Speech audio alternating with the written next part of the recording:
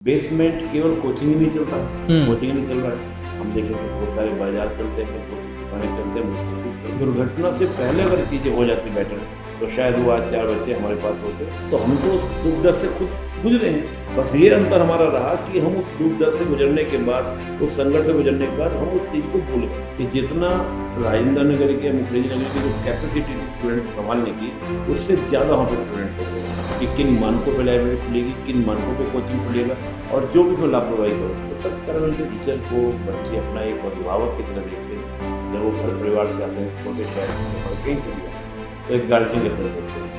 तो हम लोग स्वीकार कर रहे हैं इस बात को कि ये गलती हमारी हुई है, इस पर हमें ध्यान देना चाहिए। दिल्ली में तेज बारिश के बाद एक कोचिंग इंस्टीट्यूट के बेसमेंट में पानी भर जाने से 3 स्टूडेंट्स की मौत हो गई। वो 3 स्टूडेंट्स जो यूपीएससी की तैयारी करने के लिए यहां पर आए हुए थे, और इसके बाद सवाल उठने लगा कि दिल्ली की पुलिस, दिल्ली की सरकार, दिल्ली की एमसीडी इसे लेकर क्या कर रही है। लेकिन साथ ही साथ सवाल उठा कोचिंग इंस्टीट्यूट्स पर भी, क्योंकि देश भर से बड़ी संख्या में बच्चे यूपीएससी की तैयारी करने के लिए दिल्ली आते हैं। और एक नहीं, दो नहीं, सैकड़ों ऐसे इंस्टीट्यूट्स हैं जो कई जगहों पर नियमों का उल्लंघन करते पाए जा रहे हैं। हमारे साथ आज एक शिक्षक निपुण आलम्बियान जी हैं जो यूपीएससी के छात्रों को पढ़ाते हैं, और इस घटना के बाद से कोचिंग इंस्टीट्यूट्स पर भी कई सारे सवाल उठ रहे हैं। आज निपुण जी से समझते हैं कि इस हादसे का जिम्मेदार कौन है, और साथ ही ऐसी घटनाएं आगे न हो इसके लिए समाधान क्या है। निपुण जी। तो काला जी, पहले तो मैं धन्यवाद दूंगा आपके चैनल का कि आपने मुझे उठाया।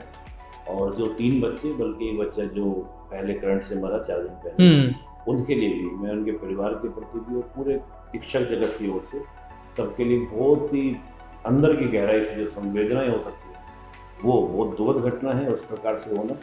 और जैसे मैंने बार बार कहता आया हूँ कि टीचर को बच्चे अपना एक अभिभावक की तरह देखते हैं। जब वो घर परिवार से आते हैं, छोटे शहर से पढ़े कहीं से भी आते हैं, तो एक गार्जियन की तरह देखते हैं। तो हम लोग स्वीकार कर रहे हैं इस बात को कि ये गलती हमारी हुई, हमसे चूक हुई है, जिस पर हमें ध्यान देना चाहिए। लेकिन थोड़ा सा एक पहलू यहाँ पर क्या विशाल जी, ऐसा लग रहा है कि जैसे चारों तरफ से घेर के पूरा जो फोकस कर दिया गया कोचिंग सेंटर को, कि उन्हीं की गलती है, उन्हीं की मिस्टेक है। हम मानते हैं कि गलती हुई है। और देखिए क्या है कि थोड़े से नॉर्म्स भी हम देखें तो ये पूरा इंडस्ट्री, हमारी कोचिंग इंडस्ट्री है, यहाँ पर नॉर्म्स को लेकर भी, जो कानून को लेकर भी बहुत स्पष्टता नहीं है। हम बात करें एनओसी की बात करें तो एनओसी केवल फायर के लिए मिल रही है आपको, फायर एनओसी मिल रही है, अन्य इस बेसिस पे आपको कोई एनओसी नहीं मिलती है। हम देखें तो और बहुत सारी चीज़ें हैं, जैसे आपने बेसमेंट का मुद्दा बना। बेसमेंट केवल कोचिंग ही नहीं चलता है, कोचिंग ही नहीं चल रहा है। हम देखें कि बहुत सारे बाजार चलते हैं, बहुत सी दुकानें चलते हैं, बहुत से ऑफिस चलते हैं। मैं मानता हूँ कि गलती हमारी, हमको बहुत सजग रहना चाहिए था। कहीं ना कहीं हम लोगों से चूक हुई है। और मैं एक शिक्षक होने वाले, मैं कोचिंग नहीं चलाता, लेकिन एक शिक्षक होने के नाते ये मुद्दे पर हमको पहले से ही आवाज़ उठानी चाहिए थी, और उसको बहुत ज़ोर शोर से, जो आज स्टूडेंट भी मुद्दे को उठा रहे हैं, जितना आंदोलन चल रहा है, मैं मानता हूँ कि आंदोलन बहुत ज़रूरी भी था। इस आंदोलन से हमने देखा है कि हमारे देश की राजनीति आंदोलनों से ही बदलती है। पर मैं मानता हूँ कि दुर्घटना से पहले अगर चीज़ें हो जाती बेटर तो शायद वो आज 4 बच्चे हमारे पास होते, और हमें इस प्रकार से शर्मिंदगी जो महसूस हो रही वो ना होती। लेकिन जो बलि का बकरा बनाने का प्रयास है, वो सिर्फ कोचिंग ओनर्स को, कोचिंग को, वो ये नहीं समझ रहे हैं कि जो एमसीडी अगर सफाई पहले से कर देती, वो सील पहले से हटा देती, तो क्या पानी भराव की समस्या होती? नहीं, पानी भराव की वजह से। और देखिए क्या था कि कोई ऐसा नहीं हुआ है, जो वहाँ बच्चे जो घटना से थे, यानी कि जो 30-35 बच्चे थे, उनमें से कुछ बच्चों से आज मेरे सुबह मिलना हुआ, उनका कहना ये था कि सर सेकंडों में पानी वहाँ पर पहुँचा। जैसे वो जीप वहाँ से गुजरी, और गुजरे तो सेकंडों में पानी का बहाव अपने एडजस्ट हो गया, टूटा, उससे पानी एकदम से डूब गया। आप समझ सकते हैं कि 1 मिनट ना लगे 6 से 8 फुट पानी आपका हो जाए, तो वो पानी की समस्या कहाँ से है? तो केवल आपको एक दोष कर देना, चाहे दिल्ली पुलिस, भाई बीट हम देखें, जो कोचिंग सेंटर वहाँ पर है उसके बिल्कुल पास में बीट है, वहाँ पर पुलिस का जो बीट है, उनको भी ध्यान रखना चाहिए था क्या गतिविधि हो रही है, क्या नहीं हो रही है। तो ये नहीं कि अब दिल्ली सरकार आरोप लगा रही है, एलिगेशन लगा रही है। मैं बार बार बात उठा रहा हूँ, जो दुर्गेश पाठक जी का मैंने स्टेटमेंट सुना, सैली ओबराय जी का स्टेटमेंट सुना, वो दोनों क्या बोल रहे हैं कि वहाँ पार्किंग की परमिशन थी। और मैं बार बार इस बात को उठा रहा हूँ कि पार्किंग की परमिशन थी, पार्किंग में भी तो बच्चे जाकर अपनी स्कूटी, गाड़ी लगाएंगे, अपनी व्यवस्था लगाएंगे। और छात्र की जब क्लास खुलती है तो 200-250 बच्चा एक साथ छूटेगा, वो एक साथ आ भी सकता है, और 2-4-5 बच्चे तो हमेशा पार्किंग में रहेंगे। ये घटना अगर वहाँ पर होती तो और ज़्यादा खतरनाक स्थिति थी, गाड़ियाँ बहती इसके अंदर, बाइकें बहती, तो ये एलिगेशन लगा देना कि नहीं कोचिंग की गलती, मैं मानता हूँ कोचिंग ने मान लिया और आपने कोचिंग के ओनर्स को गिरफ्तार भी करा, अभिषेक गुप्ता को भी और डीपी सिंह को, दोनों को आपने गिरफ्तार किया। यहाँ तक कि जो जीप चलाने वाला है उसको भी आपने गिरफ्तार किया। हम मानते हैं जो दोषियों को गिरफ्तार होना चाहिए, गलती है गिरफ्तारी होनी चाहिए, लेकिन केवल एक पर दोषारोपण कर देना ये भी गलत है। और बच्चों का रोष बिल्कुल जायज़ है। बच्चों की जैसे बात करें, बच्चे थोड़ा अग्रेसिव हो रहे हैं, अग्रेसिव होना जायज़ है, लेकिन बच्चों का एक इमोशंस होते हैं और जाहिर सी बात है उनके साथ बहुत सारे संघर्ष है। केवल ये नहीं कि यूपीएससी की तैयारी करना है, सिलेबस बड़ा है, उनका दिन प्रतिदिन का स्ट्रगल है। चाहे वो आपका जहाँ पर रह रहे हैं उनकी अवस्था में रह रहे हैं, बहुत से हॉस्टल हैं, बहुत से पीजी जो बेसमेंट में चल रहे हैं, उसमें गर्ल्स हॉस्टल्स भी हैं, बॉयज़ हॉस्टल्स भी हैं, उन पर आपका पहले से ध्यान नहीं। आज आप एक कोचिंग सेंटर को लेकर कोचिंग माफिया आप लोग कर रहे हैं। किसी भी चैनल में बात करेंगे, जो भी आपका आ रहा है आम आदमी किसी पार्टी में नाम लेना चाहिए, पॉलिटिक्स की बात ठीक नहीं है, लेकिन इस तरह से ना क्या कर, ये तो आपको भी कहा जा सकता है। बात है कि ये कलेक्टिव रिस्पॉन्सिबिलिटी है, कलेक्टिव फॉल्ट है। आखिरकार क्या हुआ, इस कलेक्टिव रिस्पॉन्सिबिलिटी के कारण क्या हुआ है कि 4 बच्चे आपके उनकी डेथ हो गई। ये घटनाएं और भी जगहों से जलभराव की समस्या तो हर जगह है, तो बात है एक मिनट टला जाए। अब आपने जो कहा कि इसकी क्या सोल्यूशन हो सकता है, देखिए मुझे थोड़ा सा क्या लग रहा है यहाँ पर कि कोचिंग के अंदर जो कोचिंग इंडस्ट्री हमारी है उसमें भी एक यूनिटी नहीं है कि हाँ भाई वहाँ भी क्या हो रहा है कि आप देखें जाए तो वहाँ पे एक कोचिंग जा रहा है तो दूसरा कंपटीशन कर रहा है कि हम जाके बच्चों की बात रखेंगे एक सेंट पे, उस तरह की चीज़ें मैं देख रहा हूँ। मैं समझता हूँ कि कहीं ना कहीं सभी कोचिंग इंडस्ट्री को, जो टीचर्स जुड़े हुए हैं, जो आप कंटेंट राइटर्स जुड़े हैं, उन सबको एक होना चाहिए।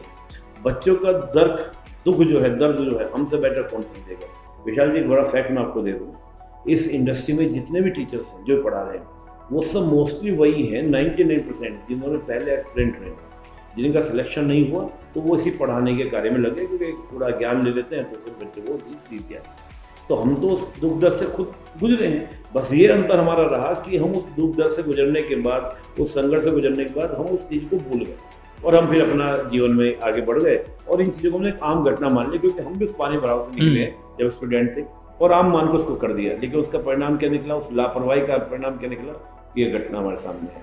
तो मैं मानता हूँ कि एक तो कोचिंग इंडस्ट्री के अंदर भी एक यूनाइट होना चाहिए। स्टूडेंट और टीचर दोनों के हित अलग नहीं है, दोनों एक दूसरे के पूरक है।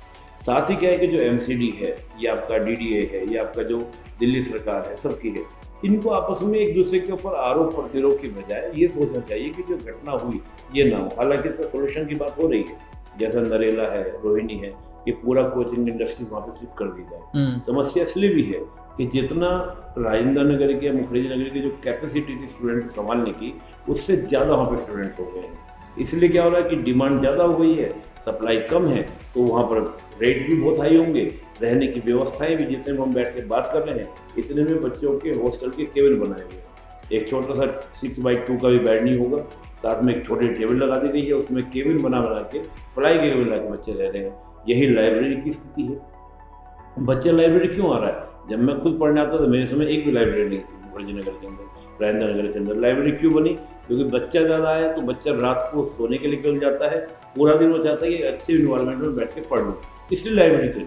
मेरा तो सजेशन ये रहता है कि अगर सरकार इस पर फोकस करे और एक जैसे इस प्रकार के जो सेंटर, इस प्रकार की जगह हैं, वहाँ 3-4 लाइब्रेरी के लिए खुलवा दी जाए।